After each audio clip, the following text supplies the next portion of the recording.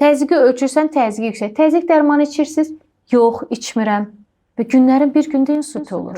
Axşam deyir çox içib gəlib səhər ya insult olub ya infarkt olub. Olur elə? Əlbəttə olur. Onlar tətikləyici şeylərdir, amma bazı olmalıdır. Bazı. Baxın, pasiyent gəlir deyir ki, doktor mən hər şeyimi yoxlatmışam.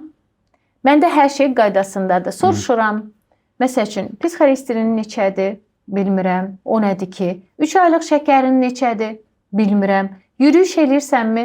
Yox, eləmirəm. Təzyiqi ölçürsən, təzyiqi yüksək. Təzyiq dərmanı içirsiniz? Yox, içmirəm. Və günlərin bir gündə insult olur.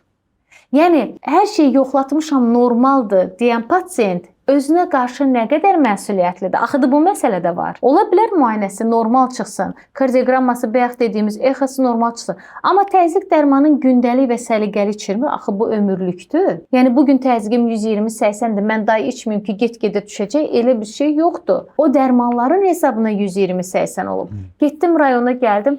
Təzyiqim normallaşdı, doktor. Heç lazım deyil idi içməyim. Nəsə, elə yaxşı idim ki, indi görürəm ki, təzyiqim 180-ə qalxır. Və mən deyirəm, siz niyə bu qədər risk edirsiniz? Siz nə etmək istəyirsiniz ümumiyyətlə?